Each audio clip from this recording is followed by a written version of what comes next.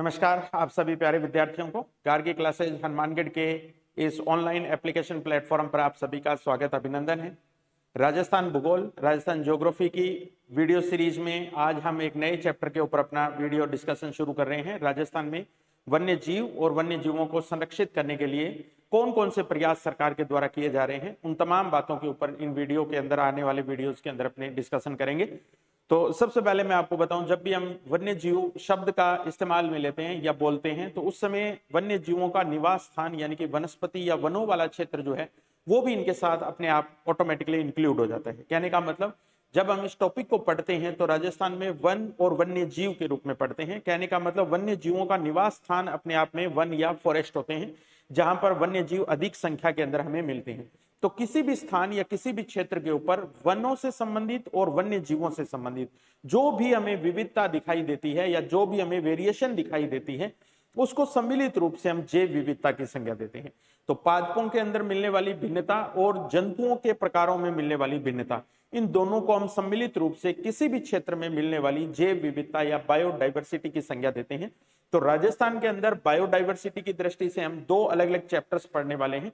एक चैप्टर में हम वनस्पति या वनों के बारे में बात करेंगे और दूसरा चैप्टर जो हम इसमें डिस्कस कर रहे हैं वो है वन्य जीव या वाइल्ड लाइफ के बारे में। तो राजस्थान के अंदर मिलने वाली जैव विविधता को अपने एरिया वाइज या क्षेत्र के हिसाब से कितने भागों के अंदर विभाजित करते हैं। तो चार अपने राजस्थान के मुख्य भौतिक प्रदेश रहते हैं, जिसके अंदर पश्चिम का मरुस्थलीय प्रदेश हम डिस्कस करते हैं, मध्यवर्ती अरावली का प्रदेश हम डिस्कस करते हैं, पूर्वी मैदान के रूप में डिस्कशन करते हैं और हाड़ौती का पठारी प्रदेश के रूप में डिस्कशन करते हैं।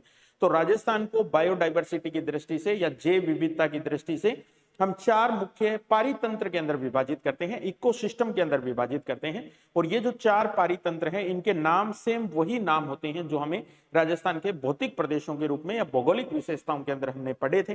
तो सबसे पहले इस टॉपिक पर आने से पहले हम राजस्थान की बायोडाइवर्सिटी के बारे में एक थोड़ा सा ओवरव्यू ले लेते हैं, उसके बाद में अपने वन्य जीवों के ऊपर अपना डिस्कशन शुरू करेंगे।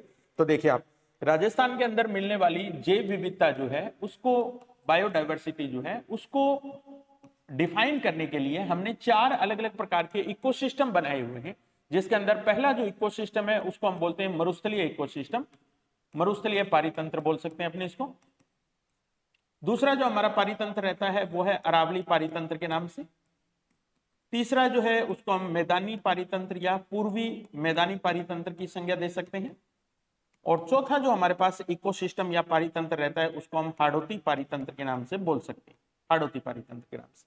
अब ये जो चार हमने इकोसिस्टम बनाए हैं या पारितंत्र बनाए हैं, इन चारों के अंदर अगर एरिया वाइज हम बात करें तो सबसे बड़ा जो हमारा इकोसिस्टम है जैव विविधता की दृष्टि से वो हमारा मरुस्थलीय प्रदेश रहता है।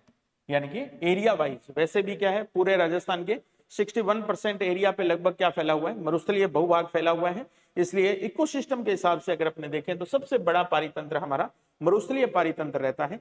जबकि पारितंत्र में मिलने वाली जैव विविधता की दृष्टि से अगर अपने बात करें तो राजस्थान का सबसे बड़ा पारितंत्र जो है वो अरावली पारितंत्र है। तो बायोडाइवर्सिटी की दृष्टि से अगर अपने बात करें, जैव विविधता की दृष्टि से बात करें तो राजस्थान का सबसे बड़ा पारितंत्र जो है वो हमारा अरावली का पर्वतीय प्रदेश रहता है। कहने का मतलब यहां मिलने वाले वृक्षों के अंदर भी बहुत अधिक विविधता हमें दिखाई देगी, जब हम राजस्थान की वनस्पति पढ़ेंगे उस समय देखेंगे। और दूसरा, वन्य जीवों की दृष्टि से भी राजस्थान का सबसे बड़ा जो एरिया रहता है वो अरावली का पर्वतीय प्रदेश रहता है। वनों की दृष्टि से ये क्षेत्र अरावली वाला जो है वो महत्वपूर्ण है अपने आप में, इसी वजह से वहां वन्य जीवों की संख्या भी क्या मिलती है, अधिक मिलती है। इसके बाद में हाड़ौती वाला जो ये पारितंत्र है इसको हम राजस्थान का जलीय पारितंत्र बोल सकते हैं, क्योंकि यहां पर भूमिगत स्थलीय जल जो है नदियों के रूप में, झीलों के रूप में, नहरों के रूप में वो हमें ज्यादा दिखाई देता है।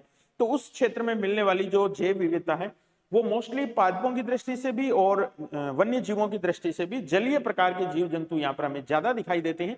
इसलिए राजस्थान का हाड़ौती वाला जो पारितंत्र है उसको अपने जलीय पारितंत्र की संज्ञा भी देते हैं। तो राजस्थान को बायोडाइवर्सिटी यानी कि पादपों के साथ साथ जीवों के अंदर भी मिलने वाली ये जो विभिन्नता होती है इसकी दृष्टि से हमें इसके चार अलग अलग पार्ट्स में इसको हमने डिवाइड किया है। ठीक, चलिए अब अपने बात करते हैं राजस्थान के अंदर वन्य जीवों की स्थिति क्या है और उसके हिसाब से वन्य जीव संरक्षण के कौन कौन से प्रयास अब तक किए गए हैं।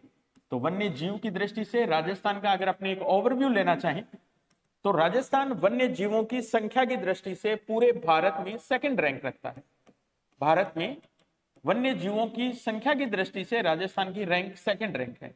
असम भारत का वो राज्य है जो जैव विविधता की दृष्टि से, या मैं कहूं वन्य जीवों की संख्या की दृष्टि से सबसे बड़ा स्टेट माना जाता है, असम जो है। इसके बाद में संख्या की दृष्टि से भारत में सेकंड जो हाईएस्ट वाइल्ड लाइफ या वन्य जीवों की संख्या अगर मिलती है तो वो अपने राजस्थान में मिलती है। और राजस्थान के अंदर भी अगर अपने बात करें तो सबसे ज्यादा संख्या में मिलने वाला जो वन्य जीव हमारे है वो है नीलगाय। नीलगाय जिसको अपने आम भाषा के अंदर रोजड़ा बोल देते हैं। तो रोजड़ा या नीलगाय जो है वो राजस्थान के अंदर सर्वाधिक मिलने वाला वन्य जीव है। जबकि वनस्पति के अंदर जब हम बात करेंगे तो धोकड़ा वृक्ष की बात करेंगे कि राजस्थान के अंदर मिलने वाला सर्वाधिक संख्या में मिलने वाला वनस्पति या सर्वाधिक संख्या में मिलने वाला वृक्ष कौन सा है, तब हम धोकड़ा की बात करेंगे। और अगर अपने सर्वाधिक वन्य जीव की दृष्टि से बात करें तो धोकड़ा की जगह रोजड़ा की बात करेंगे, जिसको अपने जनरल लैंग्वेज के अंदर नीलगाय बोल देते हैं। ठीक, अब राजस्थान जो है उसको वन्य जीवों के प्रबंधन की दृष्टि से अगर अपने बात करें, मैनेजमेंट की दृष्टि से बात करें, तो हमने राजस्थान को पूरे 16 वन्य जीव मंडलों के अंदर विभाजित कर रखा है। राजस्थान के अंदर पूरे राजस्थान को जैसे हमने डिस्ट्रिक्ट्स के अंदर, संभाग के अंदर विभाजित किया हुआ है, वैसे ही वाइल्ड लाइफ को मैनेज करने के लिए या उसको प्रबंधित करने के लिए राजस्थान के अंदर वन्य जीव मंडल बनाए गए हैं, वाइल्ड लाइफ ब्लॉक्स बनाए गए हैं, मंडल बनाए गए हैं। उनकी संख्या हमारे पास कितनी रहती है? 16 रहती है। तो ये तो राजस्थान के अंदर मिलने वाले वन्य जीवों की संख्या की दृष्टि से, और भारत में राजस्थान कहां स्टैंड करता है उसकी हमने बात की। अब देखिए, राजस्थान में वन्य जीवों का संरक्षण जो है वो अपने आप में एक बहुत बड़ा चैलेंज है, क्योंकि पुराने समय से ही राजस्थान वन्य जीवों का शिकार भूमि माना जाता है या शिकारियों की भूमि माना जाता है। यहां पर अंग्रेजों के समय में भी, इससे पहले भी राजा महाराजा अपने शौक के लिए या अपनी रुचि के लिए क्या करते थे? वन्य जीवों का शिकार ज्यादा करते थे। तो राजस्थान वन्य जीवों की दृष्टि से पहले भी बहुत महत्वपूर्ण स्टेट रहा है, लेकिन आजादी के बाद इस वन्य जीवों को संरक्षित रखने के लिए अलग अलग प्रकार के सरकार के द्वारा प्रयास किए गए। तो वो संरक्षण किन किन अधिनियमों के द्वारा या कानूनों के द्वारा किया गया है, पहले हम उनके बारे में भी थोड़ी सी बात कर लेते हैं। इससे पहले मैं पीछे वाले टॉपिक पे अगर जाऊं तो जैव विविधता को संरक्षित करने के लिए वर्ष 2002 के अंदर भारत सरकार के द्वारा एक कानून पारित किया गया था, जिसको राष्ट्रीय जैव विविधता कानून बोलते हैं। राष्ट्रीय जैव विविधता कानून 2002 बोलते हैं। और इस कानून को लागू करके जैव विविधता को यानी कि उसको नष्ट करने से बचाने के लिए कानूनी प्रावधानों को लागू किया गया था। और इसी अधिनियम को राजस्थान सरकार ने जब लागू किया तो हमें 2002 से आते आते वर्ष 2010 आ गया, और राजस्थान ने जैव विविधता अधिनियम बनाया, अपना राज्य जैव विविधता अधिनियम 2010, और 2010 के अंदर इस अधिनियम को लागू किया था। तो राजस्थान में यह अधिनियम 2010 में लागू होता है, जबकि भारत में यह अधिनियम जो है वो 2002 के अंदर लागू होता है। तो राजस्थान के अंदर 4 मार्च 2010 वो डेट थी जिस दिन राजस्थान में जैव विविधता अधिनियम को लागू किया जाता है। और इसी अधिनियम के अंतर्गत हमने एक अथॉरिटी बनाई, हमने एक तरीके से प्राधिकरण बनाया जो इस अधिनियम को लागू करवाता है। उसको हम बोलते हैं राजस्थान राज्य जैव विविधता प्राधिकरण। राजस्थान राज्य जैव विविधता प्राधिकरण, इस अथॉरिटी के माध्यम से इस कानून को लागू किया गया है, प्राधिकरण को लागू किया गया है। और इस प्राधिकरण का गठन जो किया गया था वो 14 सितंबर 2010 को किया गया था। देखिए, लागू तो ये 4 मार्च 2010 को हुआ है, लेकिन इसकी अथॉरिटी जो बनाई गई थी वो बाद में बनाई गई थी 2010 के अंदर ही, सितंबर 2010 हम इसको बोल सकते हैं। तो राजस्थान में जैव विविधता को संरक्षण देने के लिए एक अधिनियम जो भारत सरकार ने 2002 में पारित किया था, राजस्थान सरकार ने उसको 2010 के अंदर लागू किया। और इसके क्रियान्वयन को लेकर के एक प्राधिकरण या एक अथॉरिटी का गठन भी किया है, राजस्थान राज्य जैव विविधता प्राधिकरण। कई बार फैक्ट के सीधे क्वेश्चन आपसे पूछ लिए जाते हैं कि यह अधिनियम राजस्थान में कब लागू हुआ था या इस प्राधिकरण का गठन राजस्थान में कब किया गया था। ठीक है, चलिए अब अपने यहां पे बात कर रहे थे कि वन्य जीवों के संरक्षण के लिए कौन से प्रयास किए गए हैं राजस्थान के अंदर। तो देखिए, भारत सरकार के द्वारा 1972 के अंदर एक अधिनियम पारित किया जाता है, वन्य जीव संरक्षण अधिनियम के नाम से। वन्य जीव संरक्षण अधिनियम के नाम से। और इस अधिनियम को पारित करके सरकार ने शिकार के ऊपर या वन्य जीवों को मारने के ऊपर पूर्णतः प्रतिबंध लगा दिया था। अब अगर कोई वन्य जीवों का शिकार करता है तो इस कानून के अंतर्गत वो एक अपराध की श्रेणी में आता है। आप लगातार सलमान खान के बारे में सुनते ही हैं आजकल मीडिया के अंदर बहुत ज्यादा चर्चा का विषय बना हुआ है। तो एक तरीके से सलमान खान के द्वारा जो हिरण का शिकार किया गया था, काले हिरण का, तो वो अपने आप में 1972 वन्य जीव संरक्षण अधिनियम के अंतर्गत एक अपराध माना गया है और उसकी क्रिमिनल प्रोसीजर जो है वो उनके खिलाफ शुरू की गई थी। तो 1972 के अंदर ये वन्य जीव संरक्षण अधिनियम पारित हुआ। उसको भी राजस्थान सरकार ने 1973 के अंदर हमारे यहाँ लागू किया। 1973 में राजस्थान सरकार ने इसको लागू किया, हमारे यहाँ लागू। और इसी अधिनियम का प्रयोग करते हुए, इसकी एक धारा का प्रयोग करते हुए राजस्थान ने वर्ष 2020 में आकर के राजस्थान राज्य वन्य जीव बोर्ड का गठन किया। राजस्थान राज्य वन्य जीव बोर्ड बनाया है हमने, एक वाइल्ड लाइफ को लेकर के एक बोर्ड गठित किया है हमने, जिसके अंदर कुल मिला के 13 सदस्य शामिल रहते हैं। हमारा जो वन और पर्यावरण मंत्री है वो इसके अध्यक्ष होते हैं राजस्थान राज्य वन्य जीव बोर्ड के। तो ये बोर्ड हमने इसी अधिनियम की धारा 1972 वाला जो अधिनियम है, इसी के एक धारा का प्रयोग करते हुए हमने वर्ष 2020 के अंदर इसका गठन किया है। तो वर्तमान में वन्य जीवों से संबंधित जो उनके संरक्षण होते हैं या उनसे संरक्षण से संबंधित जो प्रावधान किए जाते हैं या उनको नीतियों को लागू करवाया जाता है, वो राजस्थान वन्य जीव बोर्ड के द्वारा इसका क्रियान्वयन करवाया जाता है। तो एक अधिनियम जो वन्य जीवों को संरक्षित रखने के लिए जो बनाया गया है वो 1972 के अंदर वन्य जीव संरक्षण अधिनियम के नाम से बनाया गया है। चलिए, इसके बाद में 1973 के अंदर एक अधिनियम हमने और पारित किया था, राष्ट्रीय बाघ संरक्षण अधिनियम के नाम से। राष्ट्रीय बाघ संरक्षण अधिनियम, नेशनल टाइगर कंजर्वेशन एक्ट के नाम से हम इसको बोलते हैं। 1973 के अंदर यह अधिनियम पारित किया गया था। एक्चुअल में 1972 के अंदर, 1972 के अंदर पहली बार भारत के अंदर टाइगर की गणना करवाई गई थी, जिसको हम बाघ गणना बोलते हैं। और उस बाघ गणना में यह देखा गया कि पूरे इंडिया के अंदर बाघों की जो संख्या है वो निरंतर तेजी के साथ घटती जा रही है। और उसका एक मुख्य कारण जो उस रिपोर्ट के अंदर माना गया वो था बाघों का अवैध रूप से इनवैलिड तरीके से शिकार करना।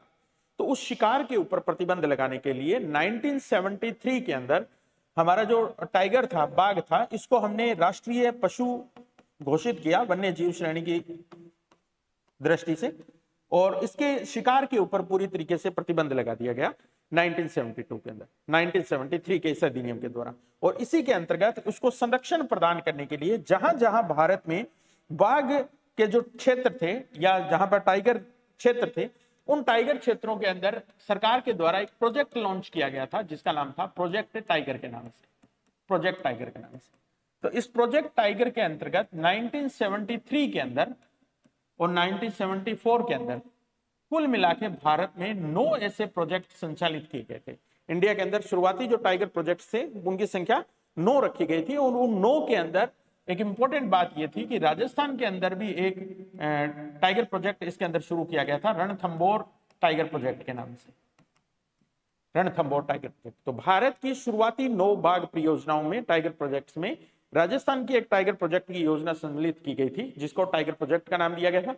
धीरे धीरे करके वर्षवार यह संख्या बढ़ती चली गई और राजस्थान के अंदर वर्तमान में 5 टाइगर प्रोजेक्ट अधिसूचित किए जा चुके हैं, नोटिफाई किए जा चुके हैं। कहने का मतलब वो बनाए जा चुके हैं। जबकि अभी 2-4 दिन पहले ही राजस्थान के 6ठे टाइगर प्रोजेक्ट को और मंजूरी केंद्र सरकार के द्वारा दे दी गई है, जिसका नाम रहेगा कुंभलगढ़ टाइगर प्रोजेक्ट के नाम से, कुंभलगढ़ टाइगर प्रोजेक्ट के नाम से। तो जब हम राजस्थान में टाइगर प्रोजेक्ट की बात करेंगे तब इन 6 के 6 टाइगर प्रोजेक्ट की हम अलग से डिस्कशन करेंगे इनके ऊपर। तो राजस्थान का पहला टाइगर प्रोजेक्ट 1974 के अंदर और वर्तमान में 2024 के अंदर जो नया टाइगर प्रोजेक्ट की अनुमति जिसको दी गई है, नोटिफिकेशन जिसका जारी हुआ है, वो है कुंभलगढ़ टाइगर प्रोजेक्ट के नाम से। तो दूसरा एक प्रयास वन्य जीवों को संरक्षित करने की दृष्टि से राष्ट्रीय बाघ संरक्षण अधिनियम के रूप में, और पहला प्रयास इसमें जो हुआ है वो वन्य जीव संरक्षण अधिनियम 1972 के अंदर। तो इसके अंदर तो हमने राजस्थान राज्य वन्य जीव बोर्ड का गठन कर रखा है और इसके अंदर का अगले के अंदर हमने प्रोजेक्ट टाइगर चला रखा है जो केंद्र सरकार के सहयोग से चलता है। इसकी जितनी भी फंडिंग होती है, जितना भी वित्तीय सहयोग दिया जाता है, वो सारा केंद्र सरकार के द्वारा दिया जाता है। तो राजस्थान के अंदर ये परियोजना जो है ये भी वन्य जीवों को संरक्षित करने के लिए महत्वपूर्ण परियोजना है। अब चलिए अपने बात करते हैं कि वन्य जीवों को संरक्षित करने के लिए इनके अलावा कौन कौन सी ऐसी विधियां हो सकती हैं जो वन्य जीवों को संरक्षित करती है। तो ये वन्य जीवों को संरक्षित करने की विधियां 2 टाइप की हो सकती है हमारे पास। एक विधियों को हम बोलते हैं इंग्लिश के अंदर इन सिटू मेथड्स, इन सिटू। इनको हम हिंदी में बोल सकते हैं अंतः स्थानीय विधियां, और एक यहां पर हमारे पास जो विधि होती है उसको हम बोलते हैं एक्स सिटू, या इसको हम हिंदी में बोल सकते हैं बही स्थानीय विधियां। बही स्थानीय विधियां, जैसा इसके नाम से स्पष्ट हो रहा है, इन सिटू का मतलब जहां पर वन्य जीव अपना आवास बनाए हुए हैं या जहां पर वन्य जीव रहता है उसी एरिया को चारों तरफ से हम प्रोटेक्ट करें, संरक्षित करें, और उसी आवास में रहते हुए हम उस वन्य जीव को संरक्षित करने का प्रयास करें। एक तरीका तो ये हो सकता है हमारे पास। दूसरा तरीका एक हमारे पास ये हो सकता है कि जहां वन्य जीव रहता है उस एरिया से उसको ड्रा आउट करें, बाहर निकालें, और किसी ऐसे कृत्रिम आर्टिफिशियल जगह के ऊपर हम उसको लेके जाएं जहां उसके संरक्षण से संबंधित, उसके वातानुकूलन से संबंधित, उसके वातावरण से संबंधित तमाम चीजें हम उसको उपलब्ध करवा दें। तो जब किसी वन्य जीव को उसके आवास स्थान से बाहर निकालकर किसी दूसरी जगह पर संरक्षित किया जाता है तो ऐसी विधियों को तो हम बोलते हैं मोस्टली एक्स सिटू विधियां। और जहां वन्य जीव का आवास या निवास स्थान है उसी जगह पर अगर हम वन्य जीव को संरक्षित करते हैं तो ये इन सिटू मेथड्स हैं हमारे पास। तो इन सिटू मेथड सबसे इंपॉर्टेंट माने जाते हैं। तो ये कौन कौन से मेथड्स हैं, पहले हम उनके नाम लिख लेते हैं। सबसे इंपॉर्टेंट जो होता है उसको हम बोलते हैं बायोस्फीयर रिजर्व के नाम से। बायोस्फीयर रिजर्व, हिंदी में हम इसको बोले तो जैव संरक्षित क्षेत्र बोलते हैं, जैव संरक्षित क्षेत्र। दूसरा हमारे पास इसमें जो मेथड रहता है वो है राष्ट्रीय उद्यान, या इंग्लिश में हम इनको बोल देते हैं नेशनल पार्क्स। थर्ड हमारे पास रहता है अभ्यारण्य, या इंग्लिश में हम इनको बोल देते हैं सेंचुरी। इसके बाद में कुछ अलग और तरीके का प्रयास भी वन्य जीवों को संरक्षित करने के लिए किए जाते हैं, जिसमें एक क्षेत्र हमारे पास रहता है संरक्षित क्षेत्र। संरक्षित क्षेत्र, इसको इंग्लिश में हम बोल देते हैं कंजर्वेशन रिजर्व। कंजर्वेशन रिजर्व, संरक्षित क्षेत्र बोल देते हैं हम इसको। इसके बाद में कुछ और मेथड्स भी हो सकते हैं। आखेट निषिद्ध क्षेत्र, आखेट निषिद्ध क्षेत्र, हंटिंग हिबिट जोन बोल सकते हैं अपने इसको, आखेट निषिद्ध क्षेत्र के रूप में बोल सकते हैं। और कौन से प्रयास हो सकते हैं, छठा प्रयास हम और देखते हैं, मृगवन। मृगवन, डियर फॉरेस्ट जिनको हम बोलते हैं। इसके बाद में और देखिए और कौन से प्रयास हो सकते हैं। टाइगर प्रोजेक्ट जिसकी मैंने अभी बात की, वो भी वन्य जीवों को संरक्षित करने का एक प्रयास हो सकता है, जहां पर टाइगर प्रोजेक्ट जो है या टाइगर जो है उनको स्पेशली हम क्या करते हैं, परिरक्षित या संरक्षित करने का कार्य करते हैं। तो ये कुछ एक मेथड्स हो सकते हैं जो इन सिटू मेथड के रूप में जाने जाते हैं।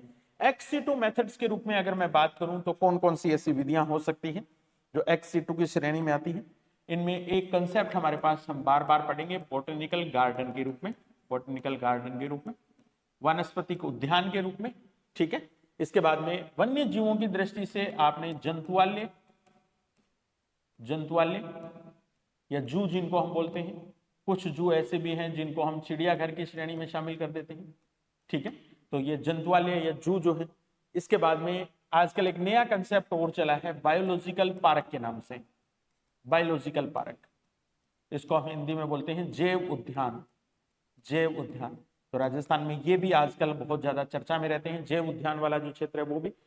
तो बॉटनिकल गार्डन है, चाहे जंतुआलय है, चाहे बायोलॉजिकल पार्क है हमारे पास। इसके अलावा कुछ एक मेथड और हम लिख सकते हैं जीन बैंक, जैसे जो इंपॉर्टेंट कैटेगरी के जो बीज होते हैं या सीड्स होते हैं उनको प्रिजर्व करने के लिए एक नई मेथड और हम लेबोरेटरी के अंदर अप्लाई कर सकते हैं, जीन बैंक के नाम से। जो विलुप्त होने वाली प्रजातियां हैं, चाहे पौधों की है चाहे जंतुओं की है, उनको संरक्षित करने के लिए जीन बैंक टेक्नोलॉजी का प्रयोग किया जाता है। तो ये वो मेथड हैं जिनमें वन्य जीवों को उनके निवास स्थान से, आवास स्थान से बाहर निकालकर फिर हम उनका संरक्षण करते हैं। तो इन सभी विधियों के अंदर हमारे लिए जो इंपॉर्टेंट मेथड्स राजस्थान की दृष्टि से मैं बात करूंगा तो नेशनल पार्क के रूप में, अभ्यारण्य के रूप में, संरक्षित क्षेत्र, आखेट निषेध क्षेत्र और मृगवन और टाइगर प्रोजेक्ट, ये राजस्थान के अंदर तमाम प्रकार की विधियां वन्य जीवों को संरक्षित करने के लिए अपनाई जाती हैं। अब इनमें डिफरेंस मोटा मोटा सा क्या होता है, देखो बायोस्फीयर रिजर्व जो है वो एरिया वाइज या क्षेत्रफल के हिसाब से अगर अपने बात करें तो वन्य जीवों को संरक्षित करने का सबसे बड़ा मेथड होता है। यानी कि इसके अंदर कई प्रकार, कई आसपास के नेशनल पार्क को, अभ्यारण्यों को आपस में जोड़ करके फिर एक बड़े एरिया को प्रोटेक्शन दिया जाता है। उस प्रोटेक्शन को हम बोलते हैं बायोस्फीयर रिजर्व या जैव संरक्षित क्षेत्र। जैसे अगर इंडिया की मैं बात करूं तो इंडिया के अंदर कुल मिलाकर के ऐसे 18 बायोस्फीयर रिजर्व कार्य करते हैं। तो ये 18 में से राजस्थान के अंदर तो अभी एक भी ऐसा बायोस्फीयर रिजर्व नहीं है जो स्थापित किया गया है। और ये जो बायोस्फीयर रिजर्व है इसको स्थापित करने का काम भी सेंट्रल गवर्नमेंट करती है और इसको क्रियान्वित करने का या इसको ऑपरेट करने का काम जो है वो भी इंडिया गवर्नमेंट के द्वारा किया जाता है। तो बायोस्फीयर रिजर्व किसी भी क्षेत्र में वन्य जीवों को संरक्षित करने का सबसे बड़ा मेथड होता है, जो कि राजस्थान के अंदर नहीं है। हालांकि वर्ष 2012 के अंदर ऐसा एक प्रोजेक्ट या ऐसा एक प्रस्ताव जो है वो हमने केंद्र सरकार को जरूर भेजा था, जिसका नाम था राजीव गांधी बायोस्फीयर रिजर्व के नाम से, जिसमें राजस्थान के पूर्वी मैदानी प्रदेश वाले जो करौली, धौलपुर, उदयपुर, चित्तौड़गढ़ वाले ये जो एरिया हैं, इनके 12 अभ्यारण्यों को मिलाकर के एक बड़ा एरिया बनाया जाना प्रस्तावित किया गया था राजीव गांधी बायोस्फीयर रिजर्व के नाम से।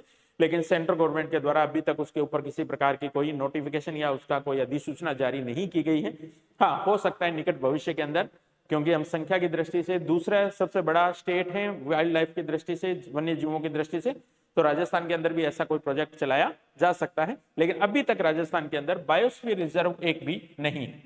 इसी तरीके से सेंट्रल गवर्नमेंट के द्वारा नेशनल पार्क्स की स्थापना की जाती है, राष्ट्रीय उद्यानों की स्थापना की जाती है, जो कि सेंट्रल गवर्नमेंट के द्वारा नोटिफाई होते हैं, उन्हीं के द्वारा संचालित होते हैं। तो राजस्थान के अंदर वर्तमान में अगर मैं बात करूं तो 3 नेशनल पार्क जो है वो हमारे यहाँ राजस्थान के अंदर कार्यरत हैं या काम कर रहे हैं, जिसके अंदर सबसे पहला नेशनल पार्क हमारा रणथंभौर नेशनल पार्क ही था, जिसके आगे हम डिस्कशन करेंगे। टाइगर प्रोजेक्ट भी हमारा वही था पहला, और नेशनल पार्क जो है वो भी हमारा वही था। दूसरा नेशनल पार्क हमारा केवलादेव नेशनल पार्क के नाम से नोटिफाई किया गया था, और तीसरा जो नवीनतम हमारा नेशनल पार्क है वो मुकुंदरा हिल्स नेशनल पार्क के नाम से हम उसको बोलते हैं। तो राजस्थान के अंदर वर्तमान में 3 नेशनल पार्क हैं, राष्ट्रीय उद्यान है, और इनका संचालन जो है वो भी हमारी सेंट्रल गवर्नमेंट के द्वारा ही किया जाता है। इसके बाद में स्टेट गवर्नमेंट की तरफ से जो हमारे वन्य जीवों को संरक्षित करने के प्रयास किए जाते हैं, उनमें पहला बड़ा प्रयास होता है अभ्यारण्य या सेंचुरी की स्थापना करना। तो राजस्थान के अंदर कुल मिला के अगर अपने सेंचुरी की दृष्टि से बात करें तो नवीनतम प्रतिवेदन में जो फॉरेस्ट डिपार्टमेंट का हमारा जो प्रतिवेदन आया है उसके अंदर राजस्थान के अंदर 26 अभ्यारण्यों को अधिसूचित किया हुआ है, या राजस्थान के अंदर वर्तमान में 26 अभ्यारण्य कार्य करते हैं। एक बार ये डाटा पहले 2019-20 के आसपास 2 वर्षों के लिए 27 भी किया गया था, 27 भी किया गया था, लेकिन अब वापस से पिछले 2 सालों से इस संख्या को दोबारा 26 ही दिखाया जा रहा है। तो अगर बाय द वे ऐसा कोई क्वेश्चन आपसे पुट किया जाए जिसमें ऑप्शन 26 का न हो तो अपने 27 जो है उसको भी करेक्ट कर सकते हैं। इसका रीजन मैं आपको आगे बताऊंगा, क्योंकि ये जो रणथंभौर वाला नेशनल पार्क हमारा बना था, इस समय एक अभ्यारण्य जो इस एरिया में काम करता था सवाई माधोपुर अभ्यारण्य के नाम से, उस अभ्यारण्य का टोटल सारा एरिया जो है वो इस नेशनल पार्क के अंदर मिला लिया गया था।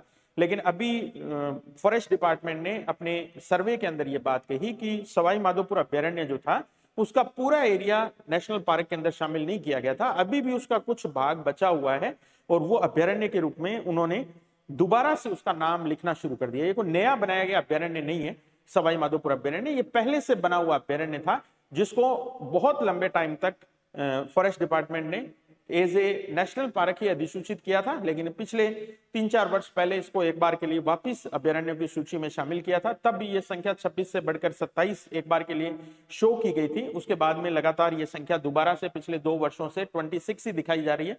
तो राजस्थान के अंदर सेंचुरी या अभ्यारण्यों की संख्या हमारी 26 के आसपास रहेगी। इसके बाद में देखो कंजर्वेशन रिजर्व, ये भी अपने आप में एक मेथड है। जो हमारा सेंचुरी वाला एरिया होता है उससे कम क्षेत्र के ऊपर जो हमें वन्य जीव संरक्षित हम करते हैं, ये हम घटते हुए क्रम में आ रहे हैं एरिया वाइज। सबसे बड़ा बायोस्फीयर रिजर्व होता है, इसके बाद में उससे छोटा नेशनल पार्क, उससे छोटा हमारे पास अभ्यारण्य, और उससे भी छोटे जो हमारे संरक्षित क्षेत्र होते हैं वो कंजर्वेशन रिजर्व के रूप में होते हैं। वर्तमान में राजस्थान के अंदर कंजर्वेशन रिजर्व की संख्या 36 है।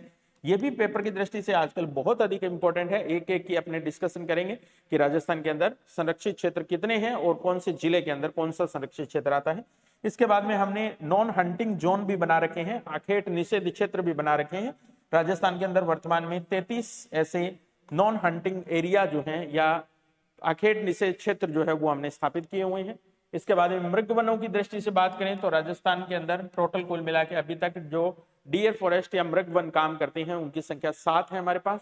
और टाइगर प्रोजेक्ट की जहां तक मैं बात करूं तो जैसा मैं बता रहा था 5 तो अभी तक हमारे यहाँ एक्टिव स्टेज के अंदर काम कर रहे हैं, क्रियाशील हैं, और छठा नवीनतम जो घोषित किया गया है जो निकट भविष्य के अंदर बन जाएगा, तो आने वाले समय में हमारे टाइगर प्रोजेक्ट की संख्या राजस्थान के अंदर 6 हो जाएगी। जो अपने आप में एक बहुत बड़ी संख्या है टाइगर प्रोजेक्ट की दृष्टि से। मध्य प्रदेश सबसे ज्यादा टाइगर प्रोजेक्ट वाला स्टेट है हमारा, जिसको हम लैंड ऑफ टाइगर के नाम से बोलते हैं उस स्टेट को।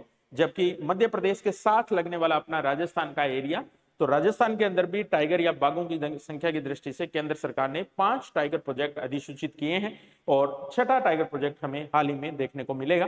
तो ये सारे प्रयास जो हैं वो हमने इन सिटू मेथड्स के अंदर किए हैं। इसके अलावा भी एक कंसेप्ट हम और आगे डिस्कस करेंगे, जिसको हम वेटलैंड या आर्द्र भूमि संरक्षित क्षेत्र बोल सकते हैं। आर्द्र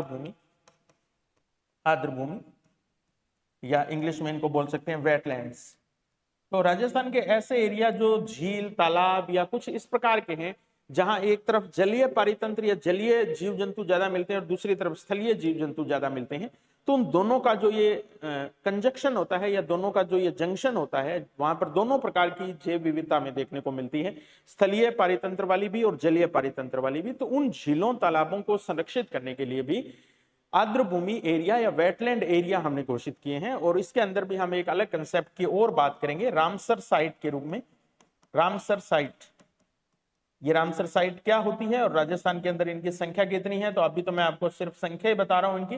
राजस्थान के अंदर 2 रामसर साइट जो है वो घोषित की हुई है, जबकि ओवरऑल इंडिया के अंदर अगर अपने बात करें तो 82 के आसपास, 82 के आसपास हमारी रामसर साइट्स है। रामसर नाम इसको क्यों दिया गया है, कब से दिया गया है, ये तमाम बातें आगे हम डिस्कस करने वाले हैं। तो अभी के लिए तो आप इतना ध्यान रखिए कि ये जो मेथड्स मैं बता रहा हूं आपको, इन मेथड्स का एक ओवरव्यू हमने तैयार कर लिया है। अब 1 बाय 1 करके इन मेथड्स के ऊपर डिटेल में हम चर्चा करेंगे। तो सबसे पहले हम जिस चीज के बारे में चर्चा करेंगे वो हमारे राजस्थान के अंदर सबसे बड़ा जो एरिया रहता है, नेशनल पार्क का क्षेत्र रहता है।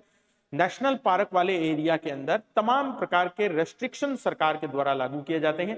कहने का मतलब यहां से ना तो आप वनों से संबंधित कोई लकड़ी काट सकते हैं, ना यहाँ वनों से संबंधित कोई उपज को इकट्ठा कर सकते हैं आप, और न ही आपको यहाँ पे पर्यटन या किसी प्रकार की कोई घूमने फिरने की इजाजत होती है। यानी कि नेशनल जो पार्क होता है, इसका मुख्य रूप से आगे मैं बताऊंगा 2 एरिया इसके शामिल रहते हैं मुख्य रूप से। अंदर वाला जो क्षेत्र होता है इसको अपने कोर जोन बोलते हैं।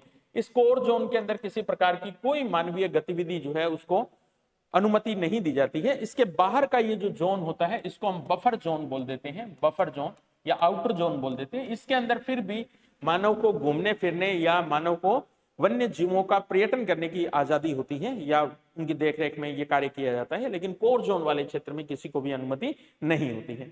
इसके बाद में अभ्यारण्य वाला जो एरिया है, यहाँ पर सरकार से लाइसेंस लेकर के आप वन उपज को या लकड़ियों को, सूखी लकड़ियों को इकट्ठा कर सकते हैं, वो भी सरकार से लाइसेंस मिलने के बाद में। तो यहाँ एक लिमिटेड जो मानवीय गतिविधियां हैं उनको इजाजत दी जाती है।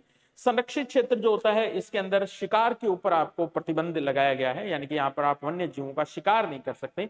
बाकी वन उपज को इकट्ठा करने के लिए, सूखी लकड़ियों को इकट्ठा करने के लिए आपको किसी लाइसेंस की आवश्यकता नहीं होती है। तो कहने का मतलब कि जिस प्रकार के प्रतिबंध इन विधियों के ऊपर रहते हैं उसके अकॉर्डिंग इनका हमने क्लासिफिकेशन भी किया है। तो ये वाला जो क्लासिफिकेशन हम पढ़ रहे हैं, नेशनल पार्क, अभ्यारण्य वाला और वाला, ये सारा 1972 के एक्ट के अंतर्गत ही किया गया था। इससे पहले कभी राजस्थान के अंदर इस प्रकार की चीजें नहीं थी, नेशनल पार्क वगैरह वाली राजस्थान के अंदर नहीं थी। इसके बाद ही ये राजस्थान के अंदर आई है। 1980 के आसपास आकर के राजस्थान के अंदर नेशनल पार्क जो है उनकी शुरुआत होती है। इससे पहले राजस्थान के अंदर अभ्यारण्य जो है वही मुख्य रूप से वन्य जीवों को संरक्षित करने के क्षेत्र हुआ करते थे। ठीक है, तो ये अपने तमाम बातें विधियों के संबंध में बात करेंगे। अब 1 बाय 1 करके अपने राजस्थान के नेशनल पार्क से हम इसकी शुरुआत करते हैं।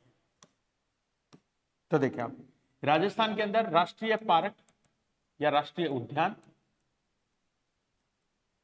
या जिनको हम नेशनल पार्क बोल रहे हैं, ये नेशनल पार्क कौन कौन से हैं? पहले तो हम इनके तीनों की नेशनल पार्क्स की लोकेशन की बात करते हैं, फिर इनके निर्माण का समय अपने देखेंगे कि ये कब कब बनाए गए हैं राजस्थान के अंदर। ठीक है, तो सबसे पहला जो नेशनल पार्क हमारे यहाँ बनाया गया था वो 1980 के अंदर बना था, रणथंभौर नेशनल पार्क के नाम से।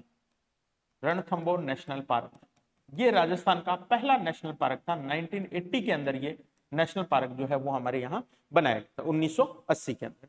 ठीक इससे अगले ही साल राजस्थान के अंदर भरतपुर डिस्ट्रिक्ट जो है उसके अंदर भी ये रणथंभौर वाला नेशनल पार्क जो है, ये इसका डिस्ट्रिक्ट मेन रूप से हमारे पास कौन सा रहता है? सवाई माधोपुर। सवाई माधोपुर जिले का नेशनल पार्क है ये, वहां पे फैला हुआ। भरतपुर के अंदर ये एक दूसरा नेशनल पार्क हमारे यहाँ बनाया गया था, केवला देव पक्षी नेशनल पार्क के नाम से। तो ये स्पेशल बर्ड्स को संरक्षित रखने के लिए या पक्षियों को संरक्षित रखने के लिए बनाया गया नेशनल पार्क था। ये 1981 में बनाया गया, 1981 में बनाया गया, और इसके बाद में लगभग 2012 में जाकर के लगभग 20 वर्ष के बाद में हमें अगला 30 वर्ष के बाद में हमें अगला नेशनल पार्क मिला, और वो राजस्थान का सबसे नवीनतम नेशनल पार्क है, जिसको हम मुकुंदरा हिल्स नेशनल पार्क बोलते हैं। मुकुंदरा हिल्स नेशनल पार्क 2012 के अंदर जाकर के नेशनल पार्क हमें तीसरे नेशनल पार्क के रूप में मिला। अब ये मुकुंदरा हिल्स नेशनल पार्क की अगर मैं लोकेशन की बात करूं तो देखिए ये कोटा डिस्ट्रिक्ट और कोटा के साथ चित्तौड़गढ़ का वो भाग जो विखंडित रूप में लगता है उस चित्तौड़गढ़ जिले के अंदर फैला हुआ है। अब यहाँ एक कंफ्यूजन हम सबको रहता है अक्सर, मुकुंदरा हिल्स, मुकुंदरा की पहाड़ियां जो है वो मुख्य रूप से कोटा और झालावाड़ में फैली हुई है। ये देखिए कोटा के ठीक नीचे वाला जो डिस्ट्रिक्ट हमारा झालावाड़, तो पहाड़ियों की जब हम बात करते हैं तो कोटा झालावाड़ में फैला हुआ है, जबकि नेशनल पार्क के रूप में जब हम इसकी बात करें तो नेशनल पार्क वाले क्षेत्र के अंदर ये कोटा के साथ दूसरा जिला जो इसके अंदर ऐड होता है वो है चित्तौड़गढ़ डिस्ट्रिक्ट। तो मुकुंदरा हिल्स नेशनल पार्क जो है उसकी लोकेशन 2 जिलों के अंदर विस्तारित मिलती है हमें, एक डिस्ट्रिक्ट के रूप में कोटा और दूसरे डिस्ट्रिक्ट के रूप में चित्तौड़गढ़। तो इनके निर्माण के क्रम के आधार पर अगर अपने देखें तो सबसे पहला नेशनल पार्क जो हमारे बना था वो रणथंभौर नेशनल पार्क के रूप में, दूसरा नेशनल पार्क हमारा केवलादेव नेशनल पार्क के रूप में, और तीसरा जो हमारा नेशनल पार्क है वो मुकुंदरा हिल्स नेशनल पार्क के रूप में बना है। अब इन तीनों के अंदर एरिया वाइज अगर अपने बात करें तो सबसे बड़ा जो हमारा नेशनल पार्क है वो रणथंभौर वाला नेशनल पार्क है, जिसका एरिया लगभग अगर आपने देखें तो 389 वर्ग किलोमीटर के आसपास इसका एरिया रहता है, 389 वर्ग किलोमीटर के आसपास। तो एरिया वाइज सबसे बड़ा नेशनल जो पार्क है हमारा वो रणथंभौर वाला है।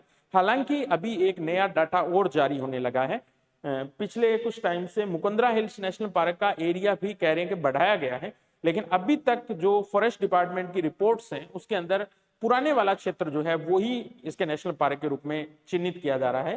तो नया जो एरिया है वो तो इसका लगभग 297 वर्ग किलोमीटर के आसपास बताया जा रहा है, जबकि इसका पुराने वाला जो क्षेत्र है इसका वो 199 वर्ग किलोमीटर के आसपास दिखाया जा रहा है।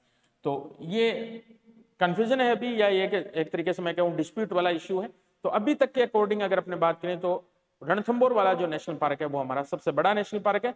दूसरा सबसे बड़ा नेशनल पार्क हमारा मुकुंदरा हिल्स वाला नेशनल पार्क है, और क्योंकि भरतपुर वाला जो अभ्यारण्य है वो नेशनल पार्क है वो केवल और केवल पक्षियों के संरक्षण के लिए बनाया गया है, तो उसमें लैंड का या भूमि का बहुत बड़ा एरिया कवर करने की कोई जरूरत या नीड नहीं थी, इसलिए ये राजस्थान के सबसे छोटे एरिया के अंदर कवर किया गया अभ्यारण्य है। इसका जो नेशनल पार्क का एरिया रहता है वो जस्ट 29 वर्ग किलोमीटर के आसपास रहता है, 29 वर्ग किलोमीटर के आसपास रहता है। तो ये राजस्थान के अंदर 3 नेशनल पार्क जो है वो काम कर रहे हैं वर्तमान में। अभी तक नवीनतम जो नेशनल पार्क है वो हमारा कौन सा है, मुकुंदरा हिल्स नेशनल पार्क, और इसकी लोकेशन आप बड़ी इंपॉर्टेंट है, याद रखिएगा कोटा झालावाड़ में नहीं है ये, बल्कि कोटा और उसके साथ लगने वाला कौन सा डिस्ट्रिक्ट, चित्तौड़गढ़ डिस्ट्रिक्ट, इन 2 के अंदर ये विस्तृत हमें मिलता है। अब 1 बाय 1 करके थोड़ी सी अपने इनके बारे में डिस्कशन कर लेते हैं। पहला हम बात कर लेते हैं रणथंभौर नेशनल पार्क के बारे में। रणथंभौर नेशनल पार्क, यहाँ पर हमें कौन कौन सी चीजें या वन्य जीव और किस दृष्टि से ये इंपॉर्टेंट है उसकी हम बात कर लेते हैं। देखिए रणथंभौर वाला नेशनल पार्क जो नेशनल पार्क के रूप में अधिसूचित किया गया था वो डेट थी हमारी 1 नवंबर 1980 के अंदर, 1980 के अंदर। इससे पहले यही नेशनल पार्क एक अभ्यारण्य के रूप में माना जाता था, सवाई माधोपुर अभ्यारण्य के नाम से, सवाई माधोपुर अभ्यारण्य। तो इसकी स्थापना जो है वो एक अभ्यारण्य के रूप में हुई थी 1955 के अंदर। ये शुरू में सवाई माधोपुर अभ्यारण्य के नाम से फेमस था। 1980 के अंदर सवाई माधोपुर अभ्यारण्य का पूरा एरिया जो है वो ओवरलैप कर लिया गया था और उसको नेशनल पार्क की संज्ञा दे दी गई थी 1 नवंबर 1980 को, 1980। तो ये अपने आप में एक बहुत इंपॉर्टेंट लोकेशन पर स्थित अभ्यारण्य है। इसके इस तरफ अरावली का पर्वतीय प्रदेश हमें दिखाई देता है और इधर राजस्थान के साथ विंध्याचल का पर्वतीय प्रदेश दिखाई देता है। तो ये अरावली और विंध्याचल के जंक्शन के ऊपर बना हुआ एक तरीके से नेशनल पार्क है। तो जैव विविधता की दृष्टि से, वन्य जीवों की संख्या की दृष्टि से बहुत ही इंपॉर्टेंट अभ्यारण्य है ये हमारा, यह नेशनल पार्क है हमारा। दूसरा, इस एरिया के अंदर इसके उत्तर की तरफ से चंबल नदी अपने देखते हैं, सवाई माधोपुर डिस्ट्रिक्ट के अंदर जाकर के ही बनास नदी इसके अंदर मिलती है। तो चंबल और बनास नदियां जो है उनका भी एक तरीके से ये संगम स्थान है जहां पर ये अभ्यारण्य या ये नेशनल पार्क स्थित है। तो कहने का मतलब पारिस्थितिकी दृष्टि से या वन्य जीवों की दृष्टि से, वनस्पति की दृष्टि से ये राजस्थान का सबसे इंपॉर्टेंट नेशनल पार्क माना जाता है। ठीक है। इसके बाद में जब ये सवाई माधोपुर अभयारण्य के रूप में था, तभी 1974 के अंदर 1974 के अंदर इसको राजस्थान के पहले टाइगर प्रोजेक्ट के रूप में भी मान्यता दी गई थी। तो ये शुरुआत के अंदर टाइगर प्रोजेक्ट के रूप में शामिल होने वाला राजस्थान का पहला टाइगर प्रोजेक्ट था, जो 1974 में बनाया गया था। और वर्तमान में भी अगर अपने बात करें तो राजस्थान के अंदर सबसे ज्यादा जो टाइगर मिलते हैं, सबसे ज्यादा जो टाइगर मिलते हैं वो इसी रणथंभौर वाले नेशनल पार्क वाले एरिया के अंदर दिखाई देते हैं। जो राजस्थान सरकार का वर्ष 2024 का हमारा जो अभी फॉरेस्ट जो प्रतिवेदन आया है, रिपोर्ट आई है, उस 2024 वाली रिपोर्ट के अंदर राजस्थान के अंदर टोटल बाघों की संख्या 133 बताई गई है, 133 बताई गई है। और उन 133 के अंदर लगभग 50% टाइगर जो है वो अकेले रणथंभौर से आते हैं, यानी कि 73 के आसपास टाइगर जो है वो अकेले रणथंभौर वाले क्षेत्र में मिलते हैं। तो ये टाइगर प्रोजेक्ट के रूप में ज्यादा पॉपुलर हुआ। अब पहले अपने इसकी अगर अपने इसकी पॉपुलरिटी को देखना चाहें तो टाइगर प्रोजेक्ट के रूप में पहले अपने इसकी बात कर लेते हैं, Ranthambore national park as a tiger project. Tiger project के रूप में इसकी शुरुआत तो मैंने अभी बताया आपको 1974 में। अब ये जो टाइगर प्रोजेक्ट भारत के अंदर चलाया गया था, उस समय इसकी जो जिम्मेदारी है वो राजस्थान के ही एक व्यक्ति को दी गई थी, कैलाश सांखला को। तो ये टाइगर प्रोजेक्ट के पहले डायरेक्टर बनाए गए थे, भारतीय वन सेवा के एक बड़े अधिकारी थे कैलाश सांखला, जोधपुर से संबंध रखते थे और इनको इस कार्य की जिम्मेदारी दी गई थी। तो कैलाश सांखला जो है, इनको टाइगर मैन ऑफ इंडिया के नाम से भी हम जानते हैं, टाइगर मैन ऑफ इंडिया के नाम से। इनका नाम जो है वो बाघ संरक्षण के क्षेत्र में बहुत इंपॉर्टेंट है। बहुत सारे प्रकार की बुक्स भी इन्होंने टाइगर के ऊपर लिखी। इनमें एक फेमस बुक थी इनकी, द इंडियन टाइगर के नाम से, इंडियन टाइगर के नाम से। ये इनकी सर्वाधिक चर्चित पुस्तक थी। और इसी प्रोजेक्ट के अंतर्गत इनको 1992 में पद्म श्री सम्मान से सम्मानित भी किया गया था। ठीक है। और 2012-13 के अंदर सरकार के द्वारा राजस्थान रत्न सम्मान की शुरुआत की गई थी। तो उस राजस्थान रत्न सम्मान से सम्मानित होने वाले व्यक्ति भी डॉक्टर कैलाश सांखला थे। ठीक है। अब राजस्थान के अंदर जब ये 1974 के अंदर ये प्रोजेक्ट शुरू हो रहा था रणथंभौर से, तब रणथंभौर वाले टाइगर प्रोजेक्ट की जिम्मेदारी राजस्थान वन सेवा के एक अधिकारी को दी गई थी, जिसका नाम था फतेह सिंह राठौड़ के नाम से। और कोइंसिडेंस ये था कि ये भी जोधपुर से संबंध रखते थे, फतेह सिंह राठौड़। तो राजस्थान के अंदर रणथंभौर वाला जो टाइगर प्रोजेक्ट है, उसके जनक के रूप में जिस व्यक्ति को हम जानते हैं वो है फतेह सिंह राठौड़ के नाम से। जबकि भारत में इसी टाइगर प्रोजेक्ट की शुरुआत करने वाले या इसी टाइगर प्रोजेक्ट के पहले डायरेक्टर के रूप में जो 9 टाइगर प्रोजेक्ट बनाए गए थे, उन 9 टाइगर प्रोजेक्ट की शुरुआत करने वाले जो व्यक्ति हैं वो कौन है? डॉक्टर कैलाश सांखला के रूप में। और राजस्थान के अंदर रणथंभौर वाले एरिया के अंदर फतेह सिंह राठौड़ जो है, इनका नाम महत्वपूर्ण हो जाता है। इन्होंने रणथंभौर टाइगर प्रोजेक्ट की शुरुआत या 1974 के अंदर की थी। ठीक। तो टाइगर प्रोजेक्ट, अब देखिए ये जो टाइगर प्रोजेक्ट है, ये अपने आप में भारत के इतिहास के अंदर भी, टाइगर प्रोजेक्ट इतिहास के अंदर भी बड़ा इंपॉर्टेंट रहा है। और इसकी पॉपुलैरिटी का एक बड़ा कारण है इस क्षेत्र में मिलने वाली एक बाघिन, जिसका नाम T16 बाघिन था। T16 बाघिन, इसी बाघिन को मछली बाघिन के नाम से भी जाना जाता था। इसको टाइगर क्वीन के नाम से भी संबोधित किया गया है, टाइगर क्वीन के नाम से। इसी को क्रोकोडाइल किलर के नाम से भी जाना जाता है, क्रोकोडाइल किलर के नाम से। ठीक है। और अक्सर अपना समय जो है वो रणथंभौर की झीलें जो है उनके आसपास ही गुजारती थी। तो इसको द लेडी ऑफ लेक के नाम से भी संबोधित किया जाता है, लेडी ऑफ लेक के नाम से। ठीक है। तो ये बाघों की गणना, टाइगर की गणना करने की जो मेथड होती है, उसके अंतर्गत जो भी बाघ पहले खोजे गए हैं, उनके गले के अंदर जो पट्टा डाला जाता है, रेडियम, जिससे उनकी लोकेशन जो है उसको अच्छी तरीके से चिन्हित किया जा सके, मार्क किया जा सके, उसके लिए T1, T2, T3 इस तरीके से नाम दिए हुए हैं टाइगर्स को।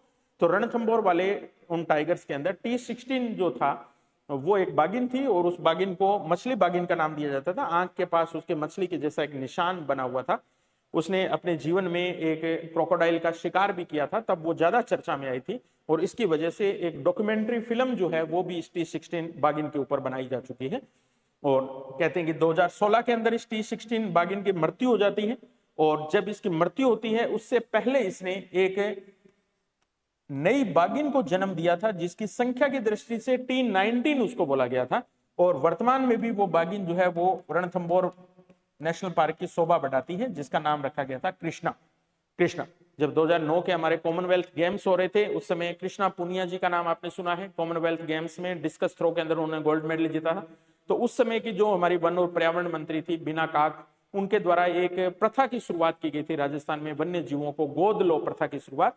तो उन्होंने रणथंभौर की उसी दिन जब कृष्णा पुनिया जी ने वो मेडल जीता था, उसी दिन इस T19 जो था इसका जन्म हुआ था, और उसी प्रथा के अंतर्गत उन्होंने इसको गोद लेकर के इसका नाम रखा था कृष्णा बागिन के नाम से। तो कृष्णा बागिन वर्तमान में रणथंभौर की सबसे एज्ड बागिन के अंदर इसका नाम माना जाता है, जो T16 की बेटी है एक तरीके से।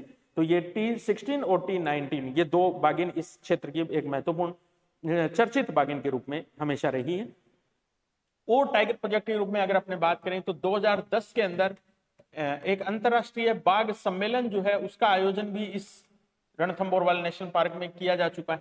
और अभी सरकार ने एक टाइगर कॉरिडोर बनाने की घोषणा जो है वो भी की है। तो राजस्थान के अंदर एक टाइगर कॉरिडोर भी बनाया जाएगा। कॉरिडोर का मतलब बाघों को स्वतंत्र रूप से गति करने के लिए या उनकी विचरण करने के लिए एक बड़ा एरिया जो है उसको प्रोटेक्शन दिया जाएगा, जो कि 3-4 अभ्यारण्य, जैसे उधर सरिस्का अभ्यारण्य है। और एक इंपॉर्टेंट सी बात मैं आपको और बता दूं कि सरिस्का वाला जो अभ्यारण्य है उसके अंदर टाइगर्स की संख्या घट करके 0 हो गई थी। तो सरिस्का वाला जो अभ्यारण्य है उसमें पुनः बाघों को आबाद करने के लिए रणथंभौर से टाइगर्स जो है वो सरिस्का के अंदर शिफ्ट किए गए थे, विस्थापित किए गए थे। और ये वर्ल्ड में अपने आप का एक नया प्रयोग था जिसको बाघ विस्थापन की घटना बोला जाता है। तो इस बाघ विस्थापन की घटना के अंतर्गत रणथंभौर वाले टाइगर्स जो है उनको सरिस्का में ट्रांसफर किया गया था। और एक बाघ का नाम जिसका नाम था सुल्तान के नाम से, और एक बागिन जिसका नाम था बबली के नाम से, इन दोनों को बाघ विस्थापन की घटना के अंतर्गत रणथंभौर से सरिस्का के अंदर शिफ्ट किया गया था। तब भी ये नेशनल पार्क जो है ये काफी ज्यादा चर्चा में आया था, पॉपुलरिटी में आया था। तो ये टाइगर प्रोजेक्ट के रूप में राजस्थान के अंदर शुरू होने वाला पहला टाइगर प्रोजेक्ट था। ठीक है, तो नेशनल पार्क के रूप में तो हम इसकी बात करेंगे ही करेंगे। इसके अलावा ये मेन जो ज्यादा चर्चा में रहा है वो किसके लिए रहा है? टाइगर प्रोजेक्ट की वजह से ये ज्यादा चर्चा में रहा। ठीक है,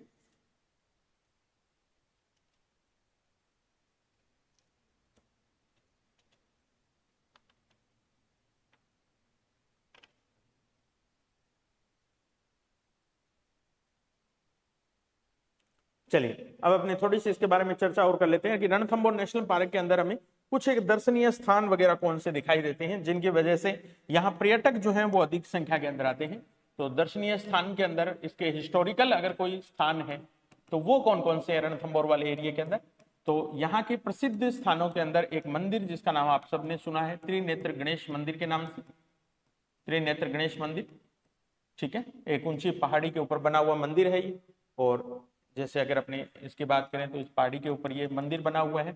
और ये जो सीढ़ियां हम उतरते हैं इसके ठीक सामने यहाँ पर एक महल बना है जिसका नाम है जोगी महल के नाम से, जोगी महल के नाम से। तो इस साइड में तो महल है, और दूसरी साइड से जब हम यहाँ से सीढ़ियां उतरते हैं तो इसके सामने एक झील बनी हुई है जिसको पदम तालाब के नाम से बोलते हैं अपने, पदम तालाब। यहीं पर एक मलिक तालाब के नाम से भी झील है, मलिक तालाब के नाम से।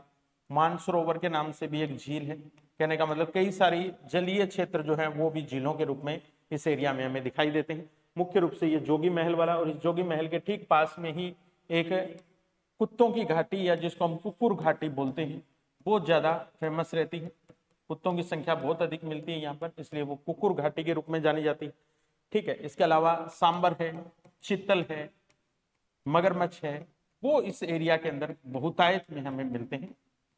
ये भी हमें इस एरिया के अंदर खूब सारी संख्या में देखने को मिलते हैं। तो दर्शनीय स्थान के रूप में त्रिनेत्र गणेश मंदिर, जोगी महल, और एक यहाँ पर आरटीडीसी जो है, राजस्थान टूरिस्ट डेवलपमेंट कॉर्पोरेशन जो है, उसका एक होटल भी बना हुआ है जिसका नाम है झूमर बावड़ी के नाम से। जैसे सरिस्का में भी हम बात करेंगे होटल टाइगर डैन के नाम से। रणथंभौर के अंदर जो पर्यटक जो है उनके रुकने के लिए जो होटल बनाया गया है आरटीडीसी के द्वारा, उस होटल को अपने बोलते हैं झूमर बावड़ी के नाम से। जोगी महल, त्रिनेत्र गणेश मंदिर, ये सारे इस क्षेत्र के लोकेशंस हैं जो देखने लायक मानी जाती है, यानी कि पर्यटन की दृष्टि से इंपॉर्टेंट है। वनों की दृष्टि से अगर अपने बात करें, वनस्पति की दृष्टि से, तो ज्यादातर यहाँ जो वन मिलते हैं वो धोंक वनों की श्रेणी में आते हैं। आगे बताऊंगा मैं कि धोंक वन सबसे ज्यादा राजस्थान के जिन जिलों में मिलते हैं वो करौली और सवाई माधोपुर जिले हैं। तो धोंकड़ा वृक्ष बोल दो या धोंक वन बोल दो, तो सर्वाधिक धोंक वनों वाला जो अभ्यारण्य या नेशनल पार्क है हमारा, वो भी हमारा कौन सा है? रणथंभौर नेशनल पार्क है। तो ये कुछ एक बातें रणथंभौर नेशनल पार्क के बारे में इंपॉर्टेंट सी बातें रहेगी अपने हमारी। तो पहला नेशनल पार्क जो हमने डिस्कस किया वो हमारा है रणथंभौर नेशनल पार्क के रूप में। अब एक बहुत ही छोटा सा नेशनल पार्क हमारा केवलादेव पक्षी नेशनल पार्क के नाम से, इसकी अपनी और बात कर लेते हैं। देखिए केवलादेव, केवलादेव इसको कई बार घना पक्षी अभ्यारण्य भी बोला जाता है, हालांकि अभी भी इसके नाम के साथ अभ्यारण्य बोला जाता है, लेकिन वास्तव में ये क्या अपने आप में नेशनल पार्क है। तो राजस्थान का दूसरा या सेकंड नेशनल पार्क जो है वो केवलादेव नेशनल पार्क के रूप में था, सेकंड नेशनल पार्क था।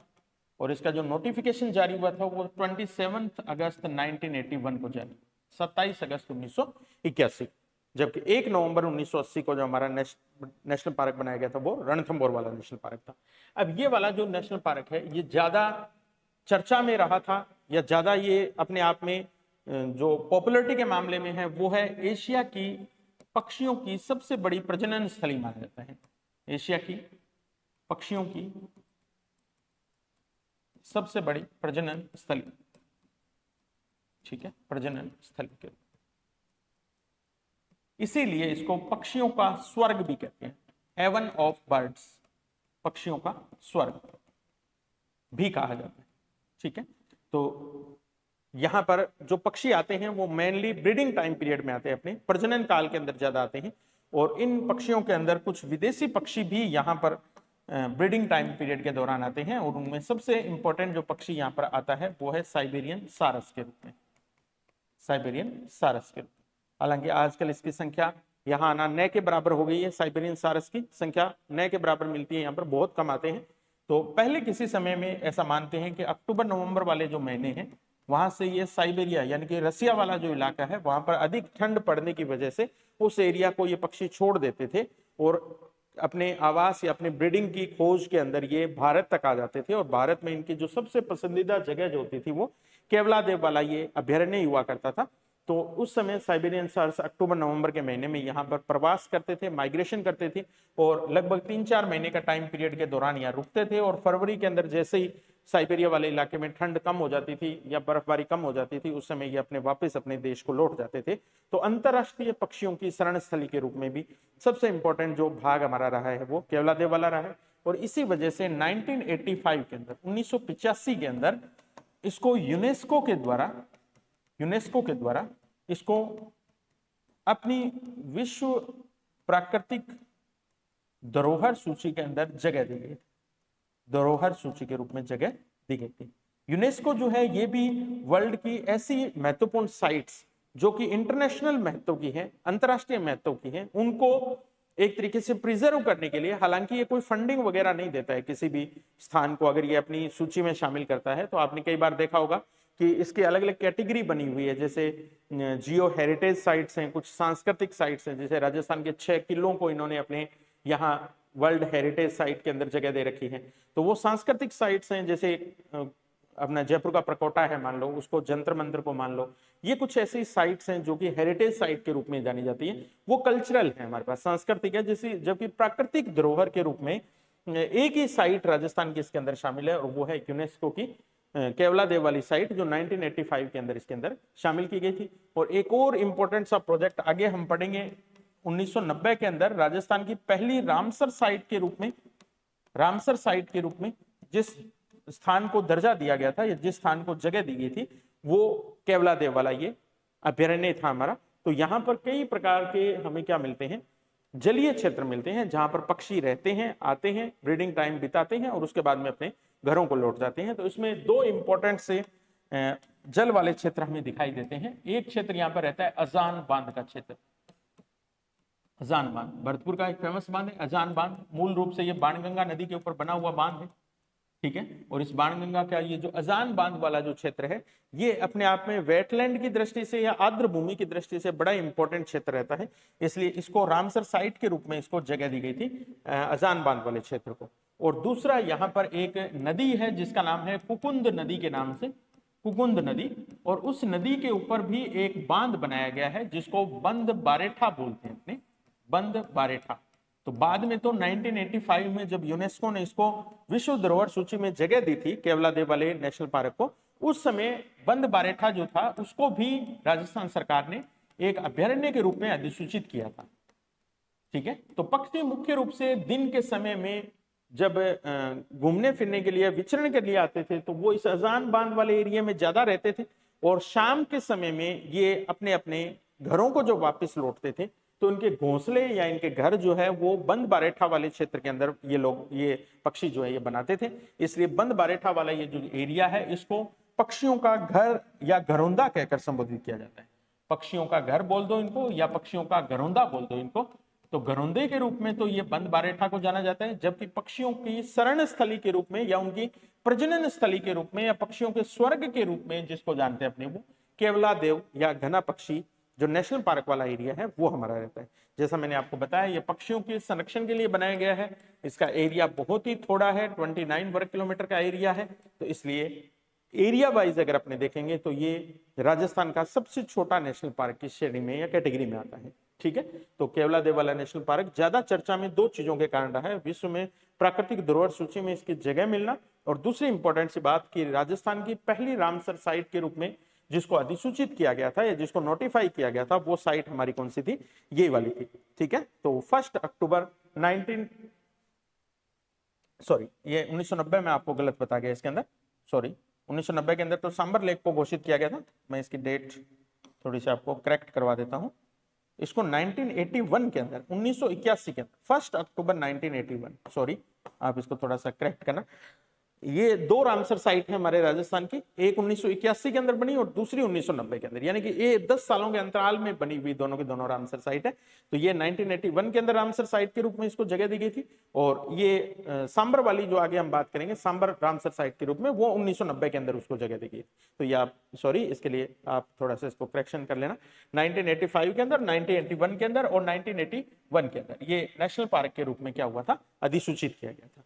ठीक। तो ये मुख्य रूप से अजान बांध के कारण और बंद बारेठा वाला जो बांध है, जो कि पक्षियों का क्या कहलाता है, घर या घरौंदा कहलाता है, उसकी वजह से ज्यादा क्या रहता है, ये चर्चा में रहता है। और इसके अलावा मैंने बता दिया साइबेरियन सारस विदेशी पक्षी के रूप में यहाँ आते हैं। इसके अलावा भी बहुत सारे ऐसे पक्षी हैं, अकेला साइबेरियन सारस ही इस एरिया के अंदर नहीं आता है। साइबेरियन सारस के अलावा भी बहुत सारे पक्षी ऐसे होते हैं, जैसे चाइना से, अफ्रीका से, उनसे भी यहाँ पर कई प्रकार के विदेशी पक्षी आते हैं। ठीक है। तो जैसे भारत की बात करें तो चकोर पक्षी, वो भी यहाँ पर ब्रीडिंग टाइम बिताता है अपना, चकोर पक्षी। एक यहाँ पर एक इंपॉर्टेंट सा पक्षी और रहता है, लाल सिर वाला तोता। लाल सिर वाला तोता ये भी यहाँ का फेमस है, लाल सिर वाला तोता। ठीक है। ये भी पक्षियों के रूप में यहाँ महत्वपूर्ण रूप से हमें देखने को मिलता है। ठीक। अब जैसा टाइगर प्रोजेक्ट के अंदर हमने देखा था एक व्यक्ति का नाम इंपॉर्टेंट सा जुड़ा था, वैसे ही यहाँ केवलादेव वाला जो ये नेशनल पार्क है, यहाँ से भी एक इंपॉर्टेंट व्यक्ति का नाम जुड़ा हुआ है, डॉक्टर सलीम अली का नाम। डॉक्टर सलीम अली का नाम, ये भी इंपॉर्टेंट व्यक्ति है सॉरी, जो भारत के पक्षी वैज्ञानिक माने जाते हैं, और इनको बर्ड मैन ऑफ इंडिया की संज्ञा दी जाती है। हालांकि ये राजस्थान से संबंध नहीं रखते थे, बर्ड मैन ऑफ इंडिया, लेकिन इन्होंने राजस्थान के केवलादेव में बहुत सारे अपने रिसर्च किए हैं पक्षियों के ऊपर, इसलिए बर्ड मैन ऑफ इंडिया के नाम से डॉक्टर सलीम अली का एक इंटरप्रिटेशन सेंटर जो है, इंटरप्रिटेशन सेंटर, वो भी यहाँ केवलादेव में स्थापित किया, इंटरप्रिटेशन सेंटर। ठीक है। ठीक। तो डॉक्टर सलीम अली का नाम। इसके अलावा इस पॉइंट के अंदर या इस नेशनल पार्क के अंदर अगर अपने बात करें तो पर्यटकों की दृष्टि से ये नेशनल पार्क इंपॉर्टेंट रहता है। इसका एक वजह यह है कि ये वो नेशनल पार्क है जो गोल्डन ट्राइंगल पर स्थित है। गोल्डन ट्राइंगल, हिंदी में बोले तो स्वर्णिम त्रिकोण। स्वर्णिम त्रिकोण, अभी स्वर्णिम त्रिकोण क्या है एक्चुअल में, ये राजस्थान के अंदर जयपुर से लेकर हमारी राजधानी दिल्ली और इन दोनों के जंक्शन पर स्थित हमारा आगरा शहर। आगरा शहर, तो ये जो पॉइंट या ये जो जंक्शन बनते हैं हमारे, इन तीनों के बीच में भारत में सबसे ज्यादा पर्यटक आते हैं, और इसी वजह से केवलादेव वाला जो एरिया है वो विदेशी मेहमानों के कारण भी चर्चा का विषय रहता है। ठीक है। तो गोल्डन ट्राइंगल पर स्थित अभ्यारण्य होने के कारण विदेशी पर्यटक भी यहाँ पर खूब सारे आते हैं। ठीक है। गोल्डन ट्राइंगल पर स्थित अभ्यारण्य कौन सा है राजस्थान का, तो वो भी अभ्यारण्य के रूप में या नेशनल पार्क के रूप में हमारा कौन सा है, केवलादेव वाला। वन्य जीवों की संख्या की दृष्टि से बात करें तो पक्षियों के अलावा यहाँ पर पाइथन जो है उनकी संख्या भी बहुत अधिक मिलती है। तो बहुत सारे पॉइंट्स ऐसे बने इस अभ्यारण्य में जिनको हम पाइथन पॉइंट बोलते हैं। ठीक है। उनको पाइथन को देखने के लिए, इसी प्रकार से राजस्थान का एक तरीके से सेकंड जो सर्प उद्यान है, स्नेक गार्डन जो है, वो भी केवलादेव वाले एरिया के अंदर बनाया गया है, सेकंड सर्प। राजस्थान का पहला सर्प उद्यान जो है वो तो स्थापित हुआ है कोटा के अंदर। कोटा के अंदर जो एक अभ्यारण्य आगे मैं बताऊंगा आपको, ज्वार सागर अभ्यारण्य। तो ज्वार सागर अभ्यारण्य के अंदर राजस्थान का पहला स्नेक पार्क बनाया गया है, सर्प उद्यान बनाया गया है। और दूसरा सर्प उद्यान ऐसा ही एक स्थापित किया जा रहा है, कहां पर, केवलादेव वाले इलाके। और पिछला जो बजट था हमारा, उस बजट के अंदर राजस्थान की पहली वन्य जीव की प्रयोगशाला जो है वो भी स्थापित की गई है, लेबोरेटरी भी स्थापित की गई है, कहां, केवलादेव वाले क्षेत्र में। तो राजस्थान की फर्स्ट वन्य जीव प्रयोगशाला जो है उसकी भी स्थापना केवलादेव वाले क्षेत्र में की गई है। इसके अलावा एक ताल छापर वाला जो क्षेत्र है वहां पर भी वन्य जीव प्रयोगशाला जो है उसको स्थापना की जा रही है। तो ये राजस्थान के अंदर दूसरा नेशनल पार्क हमारा, सबसे छोटा नेशनल पार्क के रूप में कौन सा रहता है, केवलादेव पक्षी नेशनल पार्क के नाम से इसको, घना पक्षी। केवलादेव तो भगवान शिव का एक बड़ा मंदिर केवलादेव के नाम से यहाँ पर बना हुआ है, उसके नाम पर। और घने वृक्षों की अधिकता के कारण या पक्षियों की सघनता के कारण, अधिकता के कारण, इस अभ्यारण्य को नेशनल पार्क के रूप में, घना पक्षी अभ्यारण्य के रूप में हम जानते हैं। और इसी से एक अलग अभ्यारण्य हमने 1985 में और बनाया था, जिसका नाम क्या था, बंद बारेठा नेशनल पार्क, बंद बारेठा अभ्यारण्य के रूप में, जिसको हम पक्षियों का एक तरीके से क्या बोलते हैं, गनोदा या घर की संज्ञा देते हैं। ठीक है, तो ये राजस्थान के 2 नेशनल पार्क हमने स्टार्टिंग में डिस्कस किए हैं। अगली क्लास के अंदर हम एक और इंपॉर्टेंट नेशनल पार्क और एक इंपॉर्टेंट टाइगर प्रोजेक्ट की बात करेंगे, मुकुंदरा हिल्स नेशनल पार्क के रूप में और मुकुंदरा हिल्स टाइगर प्रोजेक्ट के बारे में। उनकी बातें भी अगले वीडियो लेक्चर में हम डिस्कस करेंगे। एक बार क्विकली हम रिवीजन कर देते हैं पूरी क्लास का कि हमने स्टार्टिंग कहां से की थी। चलिए, यहां से हम बात कर रहे थे जैव विविधता की दृष्टि से राजस्थान की 4 अलग अलग प्रकार के इकोसिस्टम मिलते हैं, मरुस्थलीय, अरावली, पूर्वी मैदान और हाड़ौती वाला एरिया। इसके बाद में वन्य जीवों को संरक्षित करने की हमारे पास 2 विधियां थी, एक इन सिटू मेथड, वन्य जीवों की संख्या के एक ओवरव्यू हमने लिया था, जिसके अंदर हमने सेकंड रैंक राजस्थान को दी है, सर्वाधिक नीलगाय मिलती है, 16 वन्य जीव मंडल मिलते हैं। संरक्षण करने के लिए हमने कई सारे कानूनी प्रयास भी इसके अंदर किए हैं। 1972 का एक्ट हमने पारित किया है। इसी प्रकार से 1973 के अंदर हमने राष्ट्रीय बाघ संरक्षण अधिनियम केंद्र सरकार ने पारित किया था, और उसके अंतर्गत जो प्रोजेक्ट टाइगर चलाया जाता है उसके अंदर राजस्थान के 5 टाइगर प्रोजेक्ट, और वर्तमान में नया टाइगर प्रोजेक्ट 6ठा और अधिसूचित हो चुका है। विधियों में हमने बात की थी इन सिटू मेथड्स और एक्स सिटू मेथड। इन सिटू मेथड में हमने राष्ट्रीय उद्यान की शुरुआत की थी, 3 नेशनल पार्क के रूप में, 3 नेशनल पार्क, अभ्यारण्य के रूप में 26 सेंचुरीज की हम बात करेंगे आगे 1 बाय 1 करके। अब नेशनल पार्क में हमने रणथंभौर का नाम लिया था सबसे पहले, राजस्थान का सबसे बड़ा नेशनल पार्क, राजस्थान का पहला नेशनल पार्क 1980 के अंदर, 1980 में। इससे पहले ये सवाई माधोपुर अभ्यारण्य के रूप में जाना जाता था। और टाइगर प्रोजेक्ट के रूप में राजस्थान का पहला टाइगर प्रोजेक्ट था, 1974 के अंदर इसकी शुरुआत की गई थी। इसी प्रकार से आगे हम बात करें इसके दर्शनीय स्थानों की, हमने बात की मुख्य त्रिनेत्र गणेश मंदिर इंपॉर्टेंट था। इसके बाद में टाइगर प्रोजेक्ट के रूप में फतेह सिंह राठौड़, कैलाश सांखला का नाम इंपॉर्टेंट है। टाइगर प्रोजेक्ट के रूप में ज्यादा ये चर्चा में रहा था T16 और T19 के कारण, ठीक है। और इसके अलावा बाघ विस्थापन की ये जो घटना हुई थी वर्ष 2008 में, कई बार ये क्वेश्चन सीधा पूछ लिया जाता है कि राजस्थान में बाघ विस्थापन की पहली घटना कब और कौन से नेशनल पार्क में हुई थी, तो 28 जून 2008 की डेट आप याद रखिए। और सरिस्का में 2 टाइगर जो है उनको ट्रांसफर किया गया था। चलिए, और हमने बात की केवलादेव घना पक्षी अभ्यारण्य के रूप में, और जो कि बाद में नेशनल पार्क के रूप में अधिसूचित किया गया था 1981 में, और इसी साल इसको रामसर साइट के रूप में भी जगह दी गई थी, और 1985 के अंदर इसको यूनेस्को के द्वारा अपनी विश्व धरोहर सूची के अंदर भी जगह दी गई थी। ये तमाम बातें हमने डिस्कस की है। नेक्स्ट क्लास में आगे हम एक नेशनल पार्क के रूप में, और उसके तुरंत बाद हम राजस्थान में सेंचुरीज के बारे में बात करेंगे। तो ये 3-4 क्लास के अंदर हम इस वीडियो चैप्टर को पूरा कर देंगे। ये इंपॉर्टेंट चैप्टर रहता है हमारा एग्जाम की दृष्टि से। तो मिलेंगे कल नई ऊर्जा, नई जोश के साथ। तब तक के लिए अपनी तैयारी को कंटिन्यू करिए। धन्यवाद, वेरी थैंक यू।